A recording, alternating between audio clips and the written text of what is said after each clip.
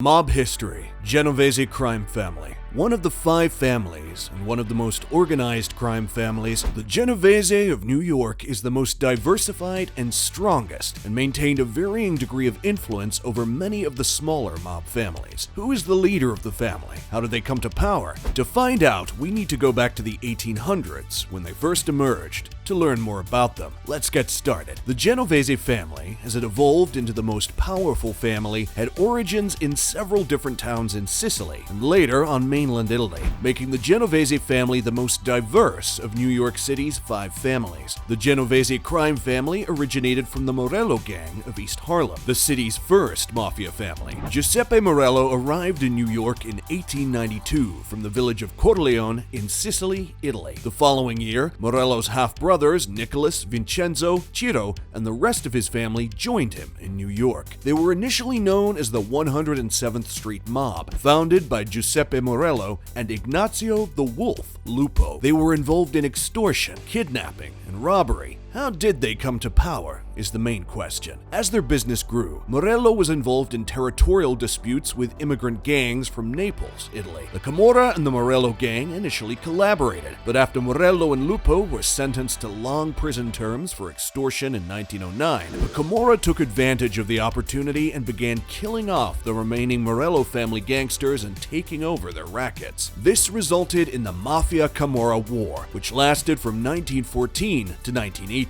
By the middle of 1918, many Camorra on the losing end of the war had been killed or imprisoned, effectively ending the war. Despite winning, the Morellos were dealt a devastating blow when their boss, Nicholas Morello, was killed in 1916. The war between Masseria and Maranzano had begun in 1928. More than 60 people were killed on both sides. Both families appeared to have recruited more soldiers during the war, but on April 15, 1931, the war abruptly ended when Masseria was murdered in a Coney Island restaurant set up by Lucky Luciano and his crew. For a long time, Luciano was irritated with Masseria. Having remained neutral throughout the war, Luciano conspired with Maranzano in secret to assassinate Masseria. Masseria's death effectively ended the Castellamarese War, handing control of New York to Maranzano. Maranzano wasted no time in reorganizing New York's Italian-American gangs into 5 new families. With that change, Maranzano elevated himself to the position of boss of all bosses. For his support, Luciano was made head of the Morello-Masseria family. Luciano and other executives, however, privately objected to Maranzano's rule. Maranzano quickly learned of the critics and ordered a hit on Luciano. It wasn't meant to be. Luciano had already set the wheels in motion to take over from Maranzano. On September 10, 1931, Jewish gangsters Meyer Lansky and Tommy Lucchese murdered Maranzano in his office on orders from Luciano. With Maranzano's death, Luciano became the most powerful gangster in New York. Recognizing the family disputes, Luciano and his crew established a governing body for the 5 families. The commission included one leader from each of the 5 families, including Al Capone's Chicago outfit and the Magaddino crime family of Buffalo, New York. For many years, Luciano and his crew effectively controlled the commission, but he was able to keep it together. It still stands today, though it's unclear who each family represents. Luciano was found guilty of pandering in 1936 and sentenced to 30 to 50 years in prison. From prison, he maintained control over the family, but day-to-day operations were handled by underboss Vito Genovese. His activities were cut short when he was indicted on murder charges in 1937 and fled to Italy to avoid prosecution. Consigliere, or advisor, Luciano quickly appointed Frank Costello as acting boss. Luciano was released from prison in 1946 and immediately deported to Italy after the U.S. government made a deal with him to help protect East Coast ports from German attack subs. Luciano, who still controlled the docks on the East Coast, allowed the military to make moves to secure the port,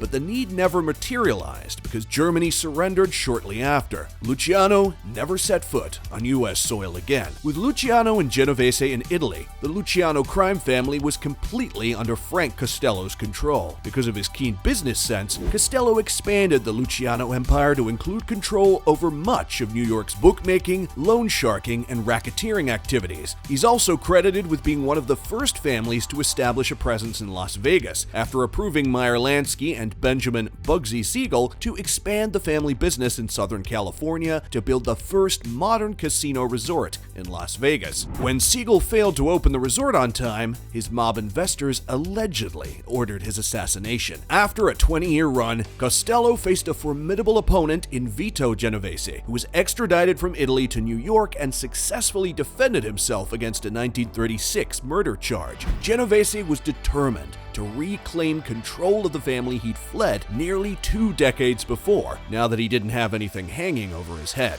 They hired Vincent the Chin Gigante to assassinate Costello with the help of the Mangano crime family underboss Carlo Gambino. Costello was shot in the head by Gigante, but he survived. To avoid retaliation from Costello's ally Albert Anastasia, Carlo became the boss of the Mangano family after Gambino gunmen stalked and killed Anastasia. After Anastasia's murder, Costello was without support and retired, handing over the Luciano family to Genovese. After taking control of what was now called the Genovese crime family, Vito Genovese organized a conference to legitimize his new position. He called in over 100 mobsters from around the country to Appalachian, New York, and a farm owned by Joseph Barbera's family. Unfortunately for the gangsters, local law enforcement was alerted to the meeting after spotting several expensive limousines driving through the countryside. They surrounded the farm and apprehended many of the gangsters who attempted to flee. Many of those apprehended pointed the finger at Vito Genovese, who escaped capture by running through the woods. Several high-ranking mobsters on the commission were irritated by the public exposure of the Appalachian meeting. Carlo Gambino, a former Genovese supporter, used Appalachian to turn against him, fearing he had become too reckless. Genovese was lured into a drug distribution scheme by Gambino, Frank Costello, and Tommy Lucchese, which resulted in Genovese being arrested, convicted, and sentenced to 15 years in prison. When Genovese family soldier Joseph Joe Cargo Valacchi agreed to cooperate with federal prosecutors against the Genovese family in June 1962, the term Cosa Nostra became a household name. He testified in a public hearing about the Cosa Nostra's day-to-day operations, revealing many of their secrets. The joke was on Valacchi, however, because his testimony resulted in no convictions. After Genovese was imprisoned in 1959, the leadership formed a secret ruling panel to guide the organization. In his absence, his family, Tommy Eboli, Gerardo Catena, and Philip Lombardo, were on the first panel. They also appointed a front boss to serve as the family's official boss when Genovese passed away in 1969. In an attempt to take over the Genovese family, Philip Lombardo was his successor and Tommy Eboli was the frontman. Carlo Gambino, the boss of the Gambino crime family, loaned Tommy Eboli millions of dollars for a drug scheme. Eboli had not paid back the money by 1972, so Gambino had him murdered. With the front boss position open, Frank Funzi Thierry was chosen, and a new ruling panel was formed. Catena, Michele Big Mike Miranda, and Lombardo comprised the second panel. In 1982, Thierry was convicted and sentenced to prison under the RICO Act, and Lombardo, the family's official boss, retired, leaving the position to Vincent the Chin Gigante. Gigante ran the family behind the front boss's shroud for 3 years until a Genovese associate turned informant and exposed Gigante as the true boss of the family. Following the outing, Gigante retired from the position of front boss and created a new position, known as the street boss. Gigante wanted to keep himself as far away from the FBI as possible. The day-to-day operations would be run by the street boss, with Gigante making all decisions. Gigante was aware that his street boss would be discovered one day, so instead of giving his directions directly to the street boss, Gigante used messengers. As a result, Gigante only spoke with a few close associates, including his 2 sons, directly. A messenger was used to complete all other business. He also told his entire family not to say his name aloud. Anyone caught saying his name was to be executed on the spot. Instead, they would make a C with their hands or point to their chin. With the assassination of Gambino boss Paul Castellano in 1985, Gigante took control of the commission and became the most powerful boss in New York. He would remain the most powerful until 1997, when the FBI tried and convicted him to 12 years in prison. In 2005, he died of heart disease while still serving his sentence. Today, the Genovese family is regarded as one of the most powerful in New York. They have about 250 trained men and 14 active crews. Their network could number in the thousands, and they haven't had an official boss since Gigante, according to the FBI. Instead, the capo regime is in charge of day-to-day operations, with a few capos wielding the most power in Manhattan and the Bronx. Well, that's it for today, guys. Was the Genovese family the most powerful family of all time? Make sure to subscribe and press the like button if you learned something new, and I'll see you guys in the next video.